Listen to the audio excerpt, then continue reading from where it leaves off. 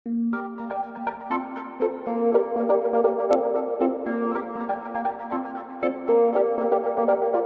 है आपका लोक स्टडी पे। आज का जो लेक्चर है वो एक एमसीक्यू बेस्ड लेक्चर है और वो एमसीक्यू किसके ऊपर है? रिप्रोडक्शन फ्लावरिंग प्लांट्स के ऊपर है, ठीक है। और मैं आपको पहले ही ये बात बता देता हूँ कि ये जो मैं जितने भी क्वेश्चंस यहाँ पे आपके साथ डिस्कस करने वाला हूँ, ठीक है, वो सारे वेरी वेरी इंपॉर्टेंट एमसीक्यूज है, वेरी वेरी इंपॉर्टेंट क्वेश्चंस है। कोई भी एक क्वेश्चन, कोई भी क्या, ज़्यादातर जो क्वेश्चंस है आपको इन्हीं में से मिलेंगे।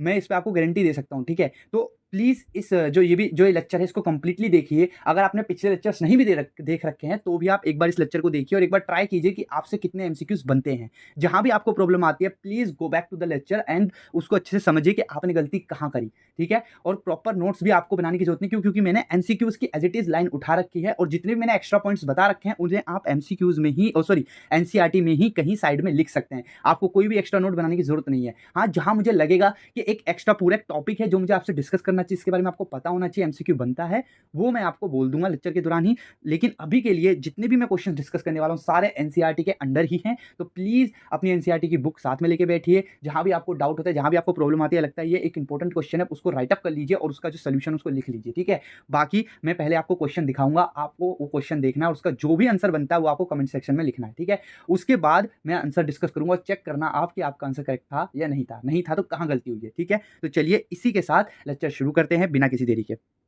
देखिए, among the listed below those that of are not technically correct name for a floral whorl are. मतलब यहां पर आपके पास एक फ्लोरल होल होता है, बताता हूं फ्लोरल होल क्या होता है। देखिए, ये पंखुड़ियां होती हैं,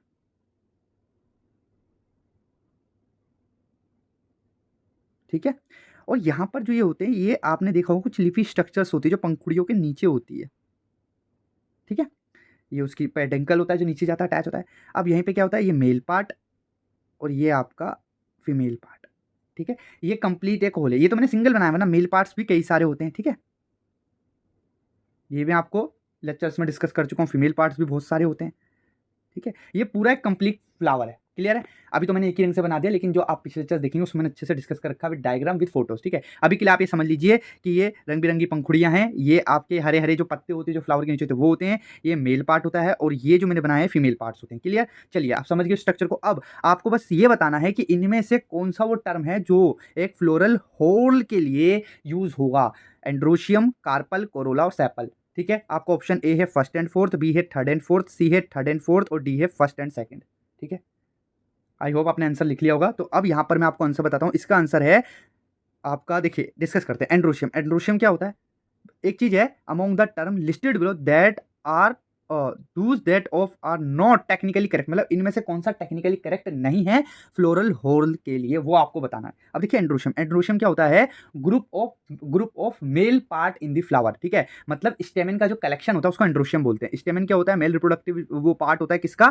फ्लावर का स्टेमेन। और कई सारे स्टेमेन जब मिलते हैं तो उनको बोलते हैं एंड्रोशियम, ठीक है। तो एक फ्लावर में क्या आपको एक स्टेमेन देखने को मिलेगा? नहीं, कई सारे देखने को मिलेंगे। तो androecium is the technically correct. तो मतलब ये आंसर तो नहीं हुआ। जिन जिन में फर्स्ट है वो तो कैंसिल कर दीजिए। तो ए कट गया और डी कट गया। अब बचा है बी एंड सी। तो कोई भी एक देख लेते चलो। यहाँ पे ऑप्शन सेकंड देखिए, कार्पल, ठीक है। कार्पल क्या होता है भैया? देखिए कार्पल है ना, कार्पल। यहाँ पर कार्पल क्या होता है? कार्पल एक फीमेल पार्ट होता है, सिंगल फीमेल पार्ट को कार्पल बोलते हैं, पिस्टल बोलते हैं। और ग्रुप ऑफ कार्पल्स या पिस्टल्स को बोलते हैं गाइनोशियम। क्या बोलते हैं? गाइनोशियम। अब आप मुझे बताइए कि एक फ्लावर है, क्या आपको उसमें सिंगल कार्पल देखने को मिलेगा? नहीं, मल्टीपल कार्पल्स देखने को मिलते हैं। वो फ्यूज फॉर्म में भी हो सकते हैं, मतलब एक साथ जुड़े हुए भी हो सकते हैं, या फिर अलग अलग भी हो सकते हैं। अलग अलग मतलब एक साथ ही होंगे लेकिन जुड़े हुए नहीं होंगे, ठीक है। लेकिन कार्पल कभी एक नहीं होता, एक से ज्यादा कार्पल्स होते हैं, ठीक है। तो मतलब कोई भी हमें एक फ्लावर में एक कार्पल नहीं देखने को मिलता, ग्रुप ऑफ कार्पल देखने को मिलता है, जिन्हें बोलते हैं गाइनोशियम। क्या बोलते हैं? Collectively gynoecium. तो मतलब ये हो गया आपका टेक्निकली इनकरेक्ट वर्ड, मतलब ये वाला सही है। जिसमें भी सेकंड वो चूज कर लीजिए। हमारे पास बी और सी बचे, तो मतलब सी इज करेक्ट। अब फोर्थ और देख लेते हैं, सैपल। अब मैंने सिंपल बोला, जो सैपल्स होते हैं, ये जो लिफी पार्ट होता है फ्लावर के जो नीचे लिफी पार्ट होता है, उस सिंगल एक स्ट्रक्चर को सैपल बोलते हैं। क्या बोलते हैं? सैपल बोलते हैं। और ग्रुप ऑफ सैपल को बोलते हैं कैलिक्स। क्या बोलते हैं? कैलिक्स। क्लियर हो गया? चलिए आई होप आपको ये क्वेश्चन नंबर 1 करेक्टली समझ में आ गया होगा। चलिए आगे बढ़ते हैं। देखिए option number c, second and fourth, explanation भी दे रखी है। Carpel and sepal are individual part and make gynoecium and calyx respectively. Clear? चलिए अब देखिए, फिर एक क्वेश्चन आ गया, embryo sac is to ovule as to an anther. जैसे एम्ब्रियोसेक के लिए ओव्यूल है, ऐसे ही एंथर किसके लिए होता है बताइए।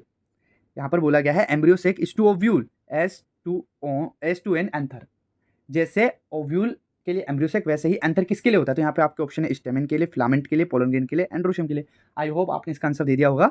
सी is the correct one, pollen grain. ठीक है, embryo sac is present in ovule. जैसे एम्ब्रियोसेक ओव्यूल में प्रेजेंट होता है, वैसे ही पोलन ग्रेन जो होता है वो एंथर के अंदर प्रेजेंट होता है। ठीक है, अब in a typical complete bisexual and hypogynous flower, the arrangement of floral hole on the thalamus from the outermost to the innermost is। बताइए, यहाँ पर ये बोला गया है कि आपके पास एक हाइपोगाइनस फ्लावर है। अब यहाँ पर मैं बताऊँ आपको क्या हुआ है।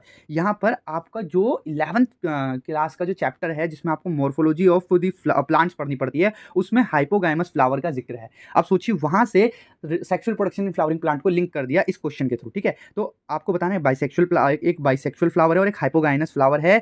अरेंजमेंट ऑफ फ्लोरल होल बताना है on the thalamus from the outermost to the innermost. समझ रहे हैं आप। चलिए बताइए, आउटर मोस्ट क्या होगा। तो देखिए, सबसे बाहर होती है पत्तियां, तो मतलब कैलिक्स, तो कैलिक्स। उसके बाद अंदर होते हैं पैटल्स यानी कोरोला। ठीक है, चलो अब बताइए एंड्रोशियम पे लाएगा, गाइनोशियम पे लाएगा। हाइपोगाइनस फ्लावर है, क्या है, हाइपोगाइनस फ्लावर है, तो सबसे बाहर एंड्रोशियम और देन गाइनोशियम। क्लियर हो गया। तो option number A is correct, option number A is correct. देखिए, calyx, corolla, androecium and gynoecium is the correct one. अभी मैंने स्ट्रक्चर ऊपर बनाई थी ना, सेम। चलिए अब आ जाते हैं, A dicotyledonous plant bears flower but never produces fruit and seed। ध्यान से पढ़िए, एक डाइकोटिलेडनस प्लांट है जिसमें फ्लावर्स हैं लेकिन वो ना ही फ्रूट प्रोड्यूस करता है ना ही सीड। The most probable cause for the above situation is. आप बताइए इसमें सबसे इंपॉर्टेंट कोज क्या हो सकता है इस कंडीशन के लिए। Plant is dioecious and bear only pistillate flower. ठीक है, प्लांट डायोशियस है और उसमें केवल पिस्टिलेट फ्लावर है, option number a. Option number b is plant is dioecious and bear both pistillate and staminate flower. ठीक है, प्लांट डायोशियस है लेकिन उसमें पिस्टिलेट एंड स्टेमिनेट दोनों फ्लावर है। Option number c, plant is monoecious. Option number D, plant is dioecious and bear only staminate flower. बताइए क्या है करेक्ट आंसर। वैसे आपने आंसर देख रखा हो, लेकिन जिसने नहीं देखा प्लीज वो करेक्ट आंसर दीजिए। बहुत ही ट्रिकी क्वेश्चन है मेरे अकॉर्डिंग। अब देखिए, आई होप आपने आंसर दे दिया होगा। अब मैं इसका आंसर देता हूँ। देखिए, इसके मोटे मोटे देखिए, अगर प्लांट डायोशियस है और उसमें पिस्टिलेट और स्टेमिनेट दोनों होंगे तो रिप्रोडक्शन हो जाएगा, मतलब पॉलिनेशन हो जाएगा और फर्टिलाइजेशन होने के बाद रिप्रोडक्शन कंप्लीट हो जाएगा, है ना। तो ये तो नहीं हो सकता। अगर प्लांट इज मोनोशियस, लेकिन यहाँ तो बोल रखा है डाइकोटिलेडनस प्लांट है and bear flowers but never produce fruit and seed, the most probable cause for the above situation is dicotyledonous plant है। ठीक है, और बियर फ्लावर्स, और यहाँ मोनोशियस बोल रखा है। क्या पॉसिबल है ये? नहीं है। ठीक है, प्लांट इज मोनोशियस का मतलब ये होता है, मैं बताता हूँ। प्लांट इज मोनोशियस का मतलब ये होता है कि जो वो प्लांट है उसमें केवल एक ही तरह के फ्लावर होंगे, मतलब या तो मेल फ्लावर होंगे या तो फीमेल फ्लावर होंगे। ठीक है, बट यहाँ पे अभी मैं आपको बताऊंगा क्यों ये करेक्ट नहीं है। ठीक है, अब एक बार ऑप्शन नंबर ए पढ़ते हैं जो हमने छोड़ दिया था। Plant is dioecious and bear only pistillate flower. Plant dioecious है, मतलब प्लांट में मेल एंड फीमेल फ्लावर दोनों है, मेल एंड फीमेल पार्ट दोनों है, लेकिन उस प्लांट पे केवल पिस्टिलेट फ्लावर है। ठीक है, अब बताइए क्या ये करेक्ट है। क्या ये एक अकेला जो फीमेल फ्लावर है उसके ऊपर केवल, तो क्या ये फ्रूट और सीड प्रोड्यूस कर सकता है? हाँ कर सकता है। क्यों? क्योंकि आपको पता है जो जो फीमेल फ्लावर होता है उसके पास होती है ओवरी, उसमें होते हैं ओव्यूल। फीमेल फ्लावर के पास बाहर से पोलन ग्रेन आता है, उसके पास खुद नहीं होता, बाहर से उसे मतलब फीमेल पार्ट को बाहर से पोलन ग्रेन मिलता है। लेकिन फीमेल पार्ट के अंदर ही हमेशा एम्ब्रियोसेक होता है, सीड भी उसी के पास होता है, एम्ब्रियो भी वही बनता है। फीमेल फ्लावर ही आगे जाके एम्ब्रियो को प्रोड्यूस करेगा, सीड को प्रोड्यूस करेगा। ठीक है, तो अगर कोई मोनोशियस प्लांट भी है लेकिन अगर उसमें केवल फीमेल फ्लावर है तो भी वो आगे जाके सीड और फ्रूट प्रोड्यूस कर सकता है। अब इसका दूसरा आंसर क्या हुआ? इसका दूसरा मतलब ये हुआ जो आपने भी आंसर देखा है, ऑप्शन नंबर डी, कि plant is dioecious bears only staminate flower. अब भाई केवल उसके पास स्टेमिनेट फ्लावर है, सिंपल मेल पार्ट है केवल। ठीक है, तो वो मेल पार्ट से क्या करेगा? एंथर है, एंथर से तो वो केवल पोलन ग्रेन को रिलीज कर सकता है ना। वो कैसे सीड और फ्रूट प्रोड्यूस कर सकता है? क्योंकि फ्रूट किससे बनता है? ओवरी से। ओवरी कहाँ होगी? फीमेल पार्ट में। सीड किससे बनता है? ओव्यूल से। ओव्यूल कहाँ होगा? फीमेल पार्ट में। तो क्या इसके पास फीमेल पार्ट है? नहीं है। तो इसीलिए ये कभी भी क्या होगा, आपका सीड और फ्रूट प्रोड्यूस नहीं कर सकता। इसलिए correct one is option number D. अब आप समझ गए मैंने सी वाला ऑप्शन क्यों नहीं चुना था, क्योंकि वो मोनोशियस तो है, लेकिन अगर वो फीमेल फ्लावर कैरी करता है मोनोशियस प्लांट तो वो सीड एंड फ्रूट प्रोड्यूस कर सकता है, इसलिए करेक्ट नहीं था। क्लियर हो गया? तो option number D is correct. अब आप समझ गए मैंने सी वाला ऑप्शन क्यों नहीं चुना था, क्योंकि वो मोनोशियस तो है, लेकिन अगर वो फीमेल फ्लावर कैरी करता है मोनोशियस प्लांट तो वो सीड एंड फ्रूट प्रोड्यूस कर सकता है, इसलिए करेक्ट नहीं था। क्लियर हो गया? तो option number D is correct. देखिए option number D, plant is dioecious and bear only staminate flower. Explanation ये है, pistillate flower can pollinate from pollen grain from another flower, hence option number A is incorrect. जो मैंने आपको बताया कि female part तो है, लेकिन उससे बाहर से कोई मेल पोलन ग्रेन दे सकता है और वो पोलिनेट हो सकता है और बाद में सीड एंड फ्रूट प्रोड्यूस हो सकते हैं। A dioecious flower can show self और cross pollination and hence can be transformed into fruit. So D is the correct answer. Clear हो गया? चलिए, the outermost and the innermost वो layer of microsporangium in an anther respectively. मतलब बहुत ही silly question है, मतलब समझिए इजी। तो आप बताइए कि एक आउटर मोस्ट बाहर से अंदर की तरफ आपको एक एंथर की जो है एंथर में जो माइक्रोस्पोरेंजियम होती है उसकी लेयर बतानी है बाहर से अंदर की तरफ। तो सबसे बाहर क्या होता है, उसके अंदर क्या होता है, उसके अंदर क्या होता है, ठीक है। Option number a endothelium tapetum, option number b epidermis and tapetum, option number c epidermis and middle layer, option number d epidermis and tapetum. बताइए। एक मिनट, इसका कुछ वो तो नहीं है ना, फर्स्ट एंड सेकंड एक बार चेक कर लेते हैं। ऑप्शन नंबर डी, ठीक है, सॉरी। यहाँ पे करेक्ट आंसर आपको पता ही क्या होगा। मतलब मैं क्या देख रहा था आपको बता देता हूँ। देखिए मैं देख रहा था, एक मिनट, मैं देख रहा था कहीं ये वाला ये तो नहीं है, फर्स्ट एंड सेकंड करके तो नहीं दे रखा, ए और बी ऐसे करके, समझ रहे ना आप? वो देख रहा था जो हमने ऊपर वाले क्वेश्चन में देखा था, वो नहीं था, सिंपल है। अब देखिए इसमें सिंपल है आपसे, जो option number D is correct है, ठीक है, आप समझ गए होंगे। एपिडर्मिस एंड टैप्टम, आपको पता है सबसे बाहर एपिडर्मिस, फिर एंडोथेलियम, फिर मिडिल लेयर और देन टैप्टम। क्लियर? चलिए अब आते हैं एपिडर्मिस टू टैप्टम, आप समझ गए होंगे। अब देखिए आप question number 6, during microsporogenesis meiosis occur in. Microsporogenesis के दौरान म्यूसिस कहाँ होता है? एंडोथीशियम में, माइक्रोस्पोर मदर सेल में, माइक्रोस्पोर टेट्राड में, पोलन ग्रेन में। जल्दी बताइए म्यूसिस किस में होता है? तो आपका ऑप्शन आ गया होगा ऑप्शन नंबर बी, ठीक है। क्लियर है? Microspore mother cell undergo meiosis produce haploid pollen grain. चलिए question number 7, from among the set of term given below identify those that are associated with the gynoecium. इनमें से कौन सा है जो गायनोशियम से, मतलब जितनी भी स्ट्रक्चर गायनोशियम से रिलेट है, ठीक है। चलिए stigma, ovule, embryo sac, placenta.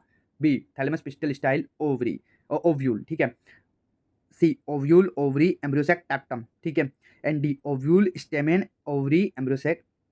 हो गया आपका ऑप्शन, आपने चूज कर लिया। चलिए अब मैं बताता हूँ, देखिए सुनिए, एक बात बताइए। चलिए एक फीमेल जो स्ट्रक्चर है ना, उसकी बना लेते हैं। ऐसा कुछ होता है, ऐसी कोई पाइप सी होती है, ऐसा कुछ होता है, ऐसे, और एक ये ऐसे, ऐसे कुछ होता है, ठीक है। ये क्या होता है? दिस इज स्टिग्मा, स्टिग्मा, ठीक है।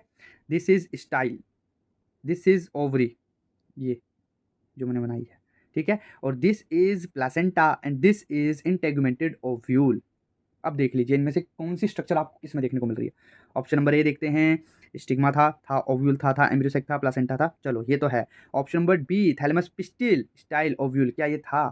एक बात, ये पिस्टिल तो खुद ही वही है जिसका जिक्र कर रहा है, ठीक है। अब यहाँ देखिए, ओव्यूल, ओवरी, एम्ब्रियोसेक, टैप्टम, ये तो मेल पार्ट है। ओव्यूल, स्टेमन, मेल पार्ट है, तो ये गलत, ये गलत, ये गलत। Option number A is correct. Clear हो गया? चलिए thalamus, tapetum, stamen are not associated with the gynoecium. याद रखना, थैलेमस, टैप्टम, स्टेमन गायनोशियम से जुड़े हुए नहीं होते। चलिए starting from the innermost part the correct sequence of part in the ovule are. देखिए अब हमने जो ओव्यूल में पढ़ा है वो आपको बताना है। ओव्यूल में हमें इनर मोस्ट पार्ट तक जाना है स्टार्टिंग से, ठीक है। करेक्ट सीक्वेंस बताइए। एक जैसे starting from the innermost part, sorry अंदर से हमें शुरुआत करनी है, इनर मोस्ट पार्ट से हमें शुरुआत करनी है। Correct sequence of part in an ovule, egg आता है, फिर न्यूसेलस आता है, एम्ब्रियोसेक आता है, इंटेगुमेंट आता है। एग, एम्ब्रियोसेक, न्यूसेलस, इंटेगुमेंट, ठीक है। फिर embryo sac, nucellus, integument, egg, egg, integument, embryo sac, nucellus. बताइए हो गया आपका ऑप्शन सेलेक्ट कर लिया? चलिए मैं बताता हूँ। देखिए ये आपका एक ओव्यूल की मैं स्ट्रक्चर बता रहा हूँ। ये फ्यूनिकल होता है, ठीक है, फ्यूनिकल होता है। ये हाइलम होता है, जंक्शन जो होता है हाइलम, ठीक है। यहाँ पर क्या होता है, यहाँ पर दो इंटेगुमेंट होते हैं। ये आपका न्यूसेलस भरा होता है, ठीक है। ये बीच में आपका एम्ब्रियोसेक होता है और सबसे अंदर आपका होता है एग। तो अभी हमें अंदर से बाहर आना है, तो एग आ गया, फिर उसके बाद आना चाहिए एम्ब्रियोसेक। चलिए एग आ गया, एम्ब्रियोसेक आ गया, फिर न्यूसेलस, फिर integument. Option number b is correct, ठीक है। चलिए समझ गए आप? ऑप्शन नंबर 9 पे आते हैं। From the statement given below choose the option that are true for a typical female gametophyte of a flowering plant. मतलब एक फीमेल गेमिटोफाइट है, उसके लिए कौन सा ऑप्शन यहाँ, मतलब कौन सी स्टेटमेंट सही है? It is 8 nucleated and 7 cell at maturity. It is free nuclear during the development. It is situated inside the integument but outside the nucellus, ठीक है। It has an egg apparatus situated at the chalazal end. बताइए कौन सा सही है? Option number a 1 and 4, b second and third, c first and second, and d is second and fourth. तो चलिए आप आंसर दीजिए। चलिए ठीक है। अब देखिए यहाँ पर ऑप्शन नंबर, आपने ऑप्शन देख लिया। अब मैं आपको एक चीज़ है, मैं ये क्वेश्चन करने से पहले ना आपको एक बार डायग्राम बनाता हूँ एम्ब्रियो सैक का, देखिए, ठीक है।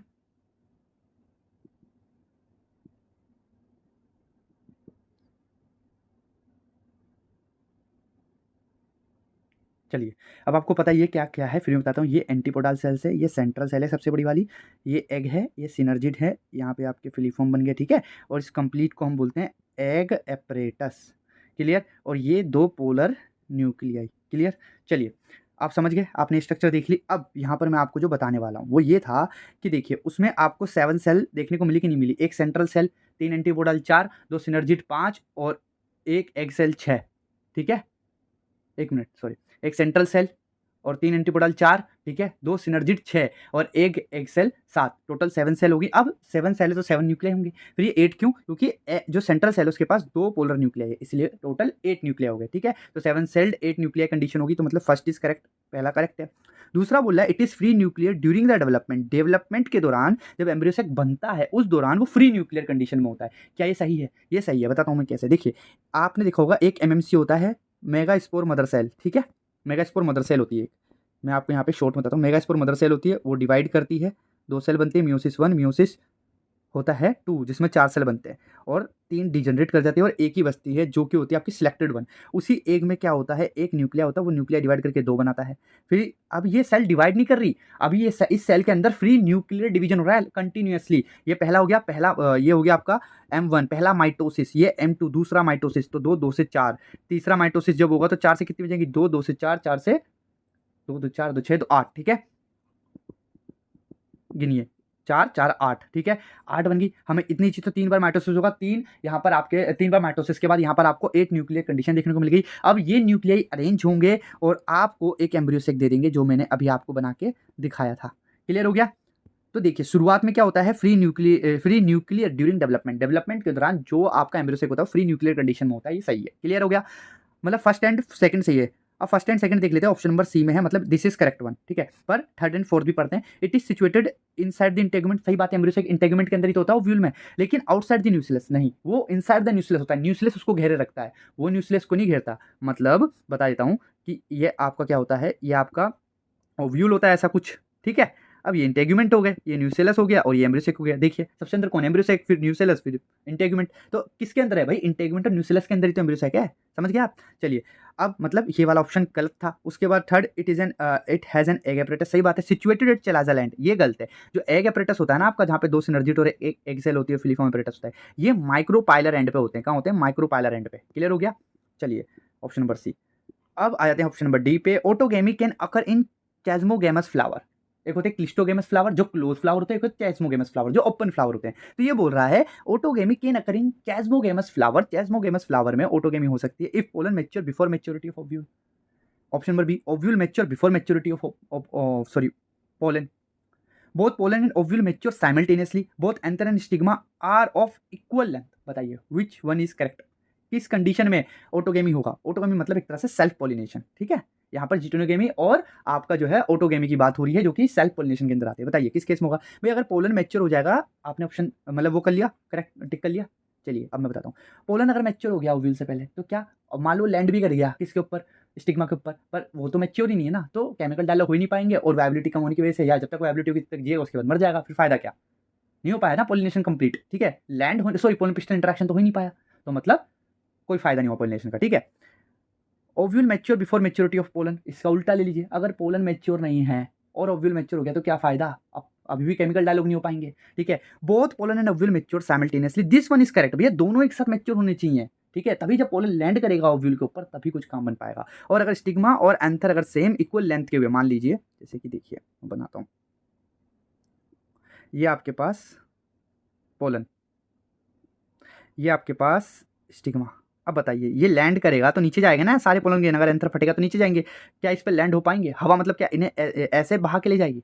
नहीं हो पाएगा ना, मतलब दिस वन इज, ये वाला जो है, एक मिनट कहाँ गया, ये वाला जो था करेक्ट नहीं था, ठीक है? तो विच वन इज करेक्ट, यहाँ पर आपका सी ऑप्शन करेक्ट है। क्लियर हो गया? चलिए अब मैं बता चुका हूँ both pollen and ovule mature simultaneously. Explanation आप समझ लीजिए कि बाकी ऑप्शन क्यों करेक्ट नहीं था। Relative length of stigma and style are not only factor time of maturity of pollen and ovule is also important in deciding the type of pollination. Clear? If pollen mature before ovule they will become ineffective by time the ovule mature, hence C option is correct, जो मैं आपको बता चुका हूँ, यही लिखा हुआ है इसमें। ठीक है, चलिए अब आ जाते हैं ऑप्शन नंबर 11 में। Choose the correct statement from the following. Cleistogamous flower always exhibit autogamy. क्या बोल रहा है? क्लिस्टोगेमस में बता चुका हूँ क्लोज टाइप के फ्लावर होते हैं, ये अपनी पूरी लाइफ क्लोज रहते हैं, ओपन नहीं होते। तो क्लिस्टोगेमस फ्लावर जो है हमेशा ऑटोगेमी शो करेंगे। Chasmogamous flower always exhibit जिटोनोगेमी।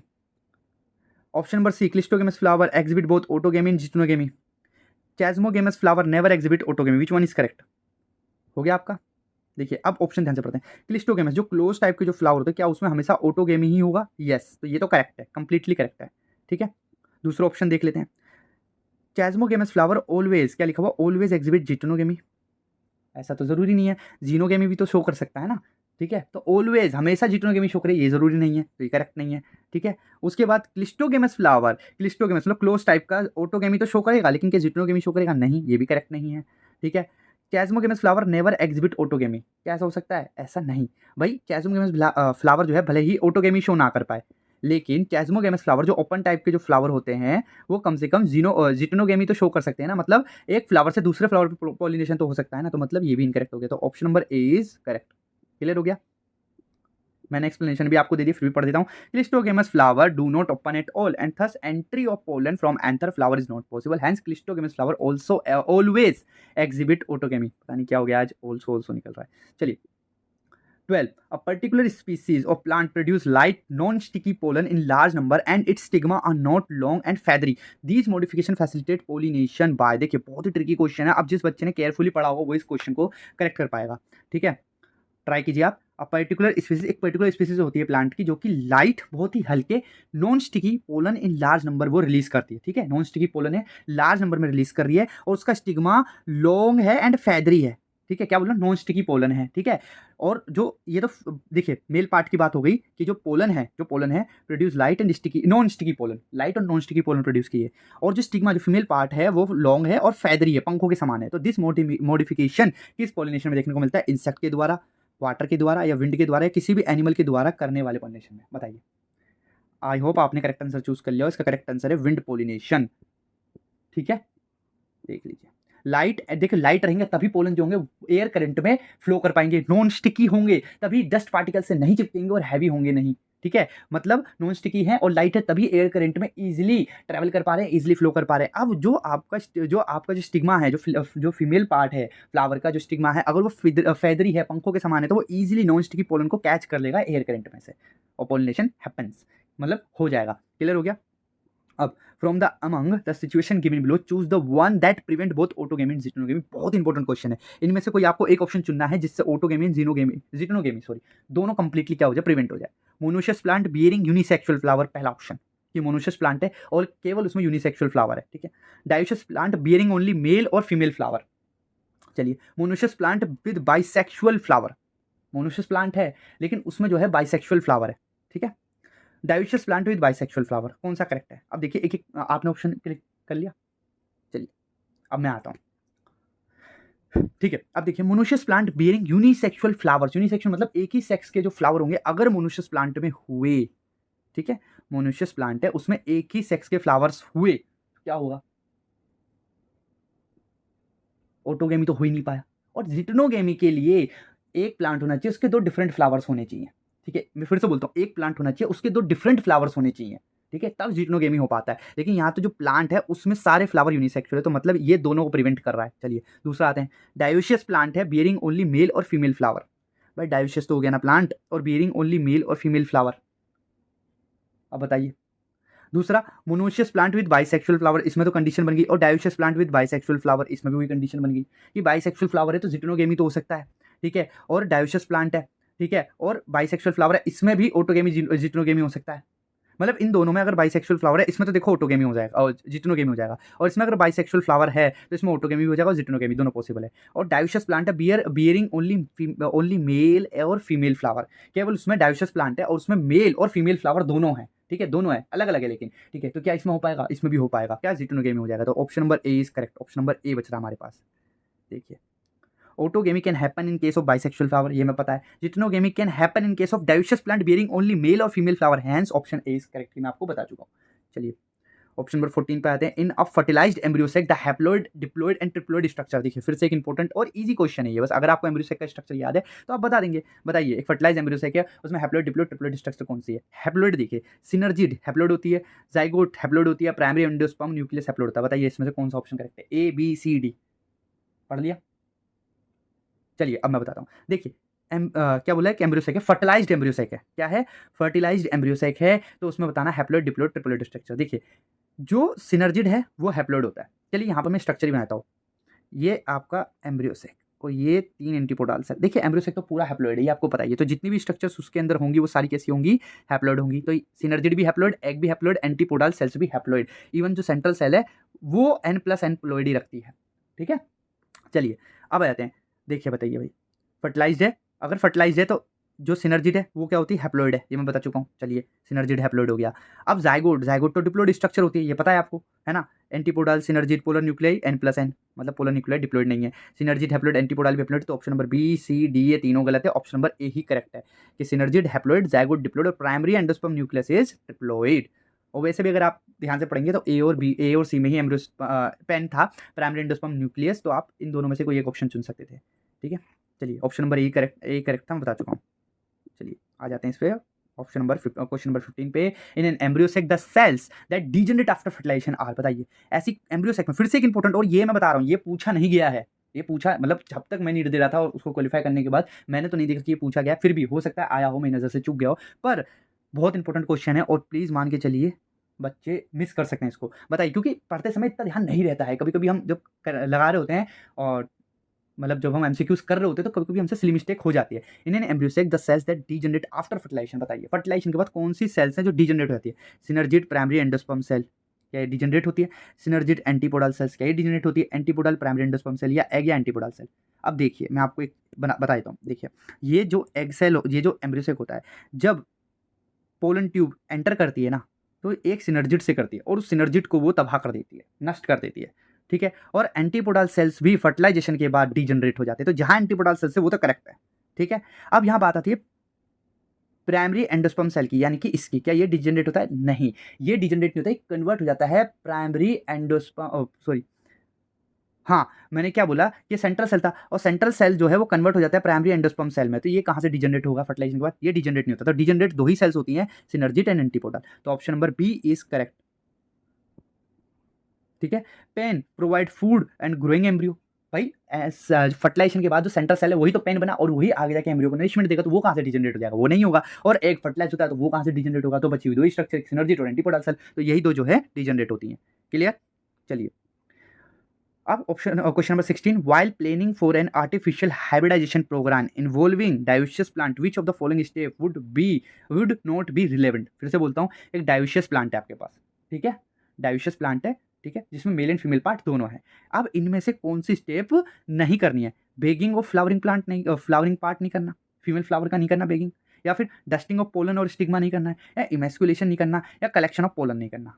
बताइए कौन सा नहीं करना है यहाँ पर? While planning for an artificial hybridization program involving dioecious plant, एक डायोसियस प्लांट है, फिर से बोल रहा हूँ, मोनोसियस मतलब उसके अंदर एक ही पार्ट होता है, तो मेल या तो फीमेल फ्लावर। डायोसियस प्लांट का मतलब उसके पास मेल फ्लावर भी है और फीमेल फ्लावर भी है। क्लियर हो गया? ठीक है, यहाँ बाइसेक्सुअल फ्लावर की बात नहीं की गई है कि बाइसेक्सुअल फ्लावर, तो बाइसेक्सुअल अगर फ्लावर होता तो उसमें मेल एंड फीमेल पार्ट दोनों होते। यहाँ पर बोला गया डायोसियस प्लांट, डायोसियस प्लांट का मतलब उस प्लांट के पास मेल एंड फीमेल फ्लावर दोनों है, ठीक है, मेल फ्लावर भी है और फीमेल फ्लावर भी है, ठीक है। तो बताइए बेगिंग तो हमें करनी पड़ती है, ये याद रखिए। Dusting of pollen on stigma भी करनी पड़ती है क्योंकि हमें डिजायर्ड पोलन चाहिए, वो डिजायर्ड पोलन किसी दूसरे प्लांट के भी हो सकते हैं, सेम स्पीसीज के, ठीक है। और कलेक्शन ऑफ पोलन तो करोगे ना आप, या तो क्या बच गया? Emasculation, cutting of the male part हमें नहीं करना पड़ेगा फीमेल फ्लावर में से, क्योंकि उस फीमेल फ्लावर में मेल पार्ट है ही नहीं, केवल फीमेल पार्ट है, ठीक है, फीमेल रिप्रोडक्टिव स्ट्रक्चर है उस फ्लावर में। तो option number c is correct, emasculation is not done in case of dioecious plant, male and female flower are not usually on a single plant.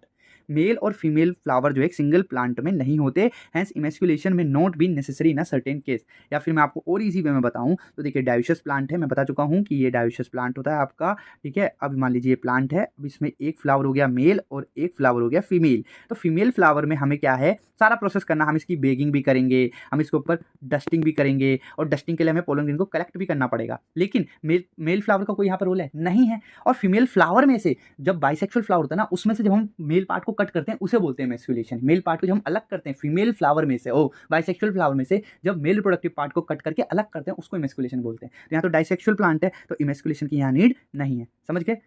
Option question number C का 16 का answer है सी। चलिए question number 17 पे आते हैं। In the embryos of a typical dicot and a grass true homologous structure बताइए, जो एक दूसरे के समान हो, true homologous structure in the embryos of typical dicot and grass. मतलब यहाँ पर डाइकोट और मोनोकोट आपको दे दिया है, तो डाइकोट और मोनोकोट आपको दो प्लांट दे रखे हैं, आपको होमोलोगस स्ट्रक्चर बतानी है। कोलियोराइजा, कोलियोप्टाइल, कोलियोप्टाइल स्क्यूचेलम, कोटालिडन स्क्यूचेलम, हाइपोकोटाइल और रेडिकल। बताइए कौन सा यहाँ पे होमोलोगस स्ट्रक्चर है, मतलब एक समान, ठीक है, बताइए।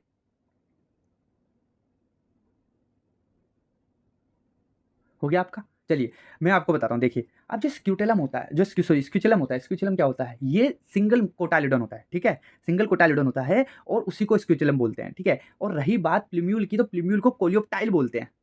प्लूम्यूल कहाँ होता है, प्लूम्यूल की जो कवरिंग होती है ना ग्रास में, उसको कोलियोप्टाइल बोलते हैं। और देखिए कोलियोप्टाइल और कोलियोराइजा ये दोनों कवरिंग है, कोलियोप्टाइल प्लूम्यूल की, और जो कोलियोराइजा होते हैं रेडिकल और रूट के ऊपर होता है, ठीक है ना, समझ रहे हैं आप।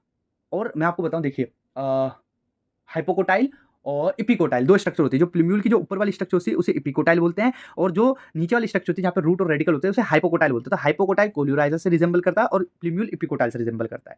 क्लियर हो गया। तो देखिए हाइपोकोटाइल और रेडिकल, हाइपोकोटाइल तो सबसे बाहर का पार्ट होगा और रेडिकल उसी का पार्ट है, मतलब हाइपोकोटाइल के अंदर ही रेडिकल और रूट क्या पाते हैं, समझ गए आप। तो होमोलोगस स्ट्रक्चर यहाँ पर कौन है, होमोलोगस स्ट्रक्चर यहाँ पर ऑप्शन नंबर सी, कोटालिडन एंड स्क्यूचेलम, ठीक है, क्वेश्चन नंबर सी, समझ गए। और मैं बता रहा हूँ ये जो क्वेश्चन आएगा ना, ये जो क्वेश्चन बोल रहा हूँ 17, क्वेश्चन नंबर 17 बहुत ही ट्रिकी क्वेश्चन है, बच्चे फंसेंगे यहाँ पर। क्यों बताता हूँ, इस पोर्शन से क्वेश्चंस बहुत कम पिक होते हैं, और जब भी पिक होंगे और ऐसे क्वेश्चन जब पिक होंगे तो उसको दिमाग लगाना पड़ेगा।